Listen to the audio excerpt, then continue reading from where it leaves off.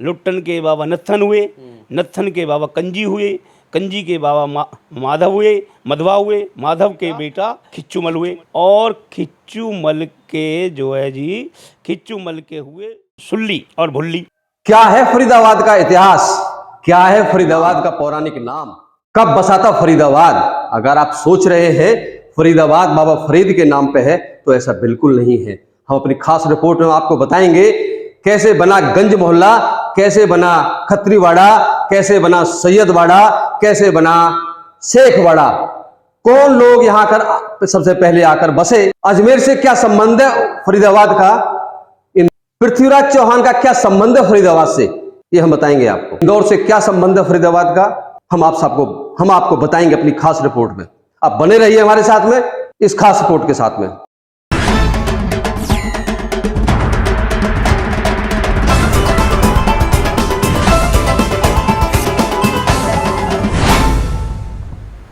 नमस्कार, आप जुड़े हैं मुद्दे की बात में कृष्ण कौशिक के साथ। हम आपको बता दें कि भारत सबसे पुरानी संस्कृति है, और इस भारतवर्ष में इस समाज को चलाने के लिए, देश को चलाने के लिए जो एक व्यवस्था होती है, सारी व्यवस्थाएं यहाँ पे मौजूद हैं और मौजूद रही हैं सदियों से। इसी तरह की एक व्यवस्था थी नगरों की, गाँवों की जनसंख्या जो सरकार डाटा रखती है, उसी तरह का डाटा मेंटेन करने की जिम्मेदारी भी हमारे समाज ने, हमारे सिस्टम में थी, पहले से सदियों से थी वो। और वो एक ब्राह्मण परिवारों को ये जिम्मेदारी दी गई थी समाज ने, जिसमें वो पीढ़ी दर पीढ़ी उनके जो परिजन हैं उस काम को करते आ रहे हैं।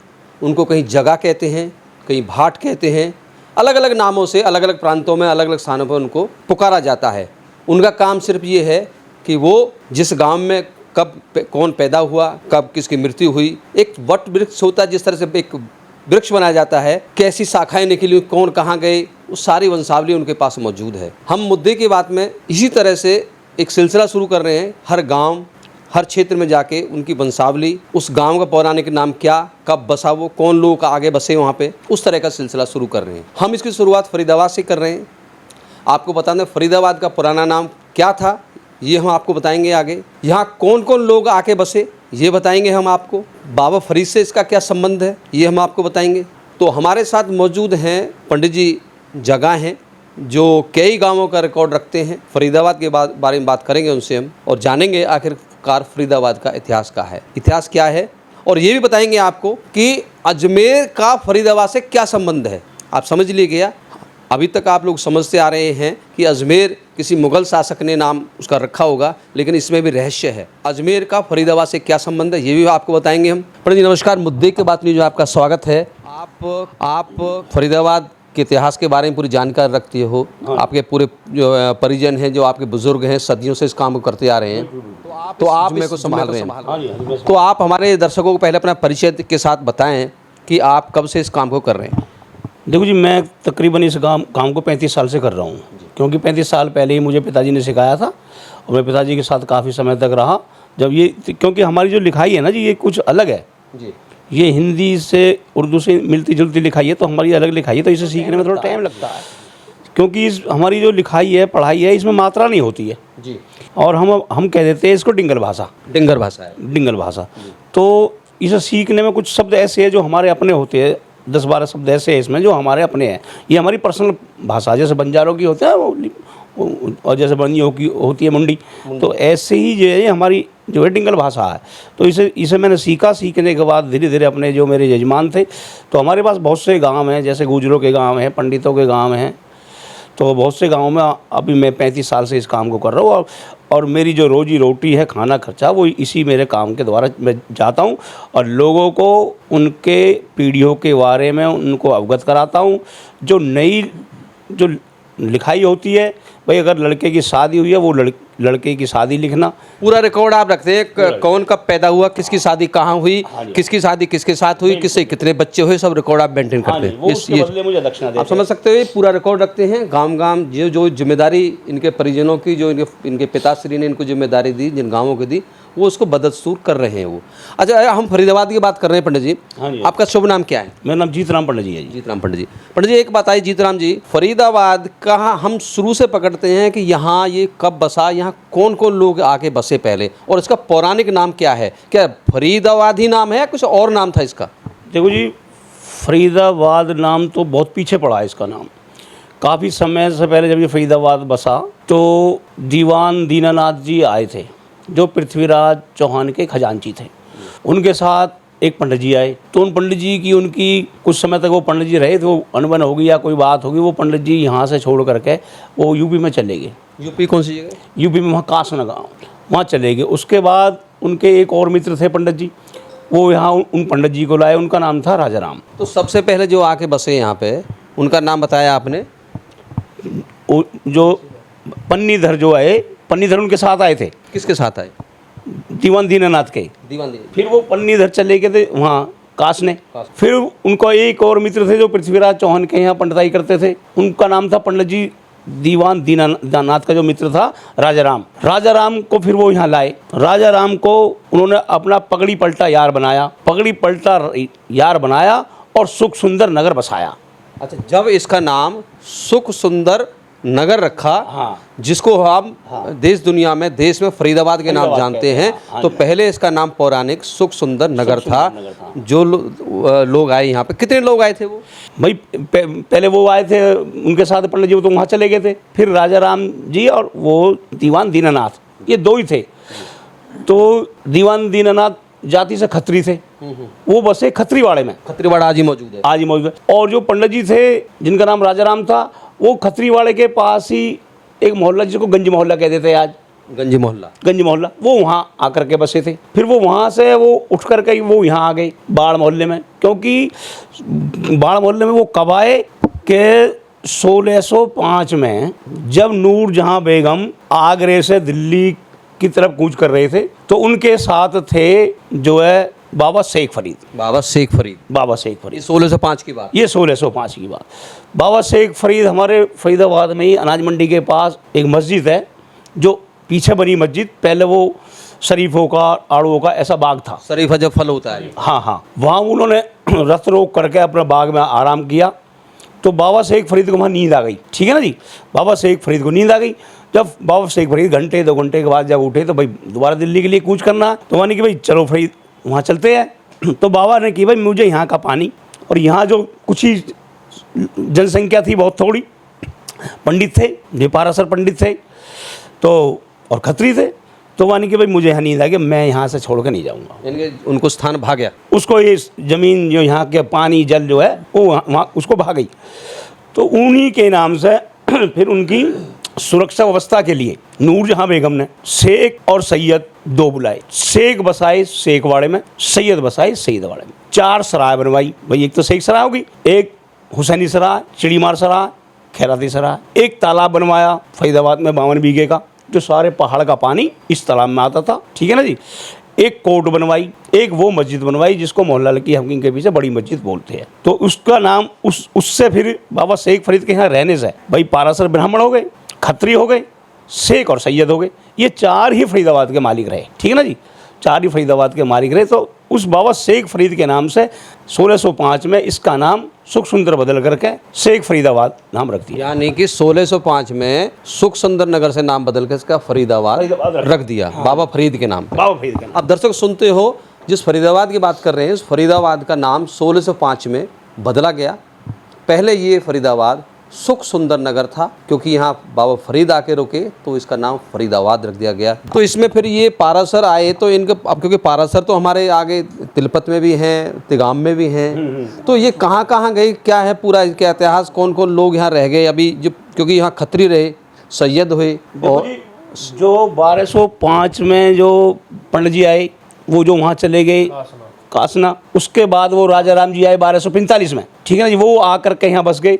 फिर 1245 में जब वो ये राजा राम के जो वंशज चल गए यहाँ, तो फिर वो जो गए हुए थे वो भी वहीं आ गए 1245 में, समझे नहीं बात है। फिर वो भी यहीं आकर के बस गए। यानी कि ये सुख सुंदर नगर 1205 में बसा, 5 में बसा, और के जमाने के टाइम में पृथ्वीराज, हाँ, उस टाइम पर राजा पृथ्वीराज चौहान दिल्ली के राजा थे। उसी के टाइम पे ये फरीदाबाद सुख सुंदर रूप से नगर से बसाया गया। अब हमें अपने रिकॉर्ड के अनुसार ये बताइए कि जब यहाँ से जब इनमें फटाव हुआ, लोग जहाँ जैसे परिवार चले गए, तिगाम कौन सा परिवार गया, तिलपत कौन सा परिवार गया, और लोग जो पारासर थे कहाँ कहाँ गए, और खत्रियों में से कौन कौन कहाँ गए, जो दूसरे आपके रिकॉर्ड आपका सारा है। अब मैं दिखाऊंगा जरा ये रिकॉर्ड, भाषा भी दिखाएंगे आपको कैमरे से हम, क्या किस तरह की लिखावट है वो। और कहीं ना कहीं अपने आप में ये भाषा वास्तव में कोई इसको नहीं पढ़ सकता, ना कोई समझ सकता आसानी से, ना कोई लिख सकता है। और ये भाषा जैसे ही, क्योंकि अभी अपने बच्चों को सिखा रहे होंगे, इनके पिता ने इनको सिखाई, इनके पिता को इनके दादाजी ने सिखाई, इनके दादाजी को इनके परदादा ने सिखाई, तो इस तरह से सिलसिला चलता आ रहा है जी। ठीक है जी। तो यो ऐसा ही जो वहाँ चले गए, काश ने वो भी फरीदाबाद आ गए। अब जब ये बाड़ा मोहल्ला जो हमारा, ये बहुत पीछे 1605 के बाद ये बाड़ा मोहल्ला यहाँ पे बसा था। ये तो गंज मोहल्ले में बसा था, क्योंकि जब ये तालाब था ना जी, तालाब में भरता था पानी। बिल्कुल ऐसा ही है जी। जब ये तालाब नूरजहाँ बेगम ने खुदवाया था तो इस सारे तालाब की मिट्टी शहर में डली थी। सारा शहर, जब इतनी मट्टी 52 बीघे की मट्टी जब खुद करके तालाब की और शहर में डलेगी तो गाँव होगा उस टाइम, गांव नगर था तो शहर, जो हमारा जो गांव था ये अपने आप ही जो ऊंचे पे आ गया। तो इधर थी हमारे जो पंडित थे, पारासर ब्राह्मण जो थे, उनकी खेती थी यहाँ जिसमें मेहंदी होती थी। तो पानी जो है ऐसा है कि पानी अगर और खेती में जा रहा है तो नुकसान कर देगा, मेहंदी में तो रात दिन पानी खड़ा रहो, नुकसान कर ही नहीं सकता। पानी वाली खेती है, पानी वाली खेती थी। तो यहाँ से लगा कर वहाँ तक सारी मेहंदी फरीदाबाद में होती थी, ना इसमें खाद डालने की जरूरत है, ना बीज डालने की जरूरत है, तो अपने आप ही। अच्छा, ये तो मेरे को शुरुआत में बता दिया आपने। मेरे को ये बताइए कौन कौन लोग कहाँ कहाँ गए और कैसे, क्या इतिहास उनका। हाँ, जो यहाँ से जो है जी, फरीदाबाद से जो वो पंडित जी जो वहाँ गए थे, जो वहाँ चले गए थे ना, वहाँ पे काश ने बताया मैंने आपको, जो काश ने गए थे उनका नाम था विषयराम। हाँ जी। तो विषयराम था, विषयराम और तुलसीराम, ये पारासर थे, ये पारासर थे। ये विषयराम चले गए थे वहाँ। फिर विषयराम के जो है पड़पोते तीसरी चौथी पीढ़ी में जब यहाँ पे वो आए थे, ठीक है ना जी। विषयराम के जो है ये हुए मनोहर के जो है पदम सिंह के तुलसीराम, तुलसीराम के खुशीराम के डीगाराम के जो है बाबा गोपाल।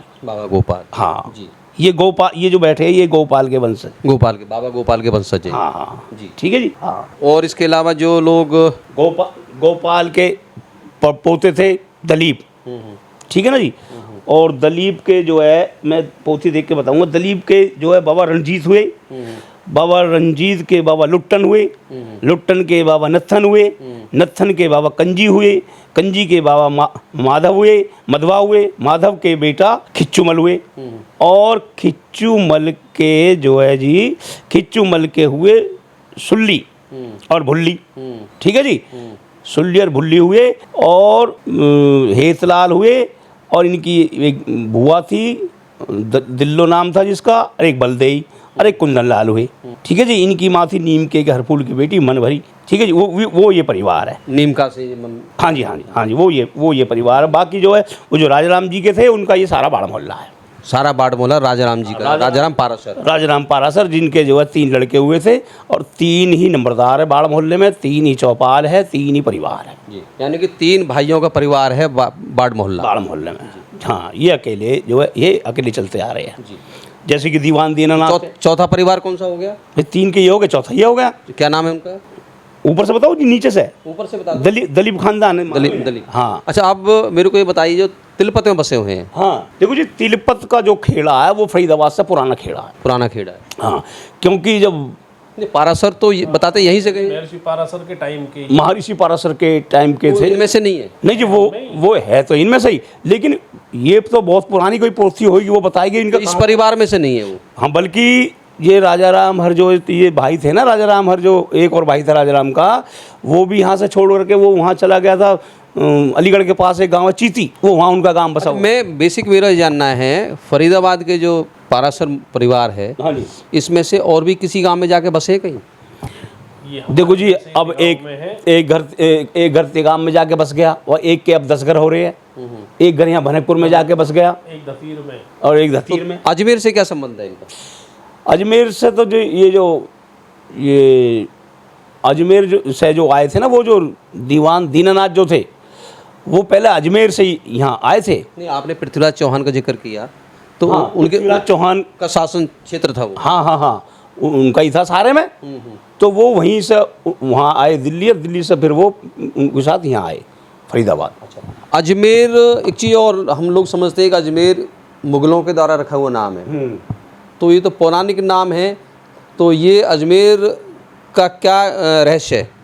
देखो जी, अजमेर का रहस्य मैं तो ये कहूँगा, ये मुसलमानी नाम नहीं, अजमेर राजा थे, राजा अज के नाम से अजमेर, राजा अजमेर सिंह। हाँ, राजा अजमेर सिंह कह लो, जो राजा हमारे हुए थे अज, रघु जो दशरथ के पिताजी थे भाई, अज के नाम से है कि अजमेर उससे संबंधित है, उससे संबंधित है ये। अब ये तो इन्होंने बाद में बदल दिए, जैसे अपने अपने राज आए, तो बहुत से नाम बदल दिए। तो ये समझ लें, सुख सुंदर नगर में जो पहले लोग आके बसे, जिसको लोग फरीदाबाद के नाम से जानते हैं, वो अजमेर से आए। ये जो आए ना, ये पंडित पारासर, अजमेर से तो केवल दीवान दीनानाथ जी आए थे, खत्री जो थे, हाँ, अकेला। यानी एक खत्री परिवार वहाँ से आया। पंडित जो आए थे, ये तो इंदौर से आए थे जी, खत्री परिवार वहाँ से आया, वो आए अजमेर से, और इंदौर से आए पारासर, हाँ उनके साथ में, जो आके सुख सुंदर नगर में आके बसे। हाँ, और इस सुख सुंदर नगर का नाम 1205 से लेकर, क्योंकि 1205 में सुख सुंदर नगर बसा, और 1205 तक 1605 में जाके इसका नाम फरीद हो गया, बाबा फरीद के नाम से हो गया। वो सारी बात बताई हमने, किस तरह से फरीद आके बसे और क्यों फरीदाबाद हुआ वो, लेकिन इसका ऐतिहासिक नाम सुख सुंदर नगर है।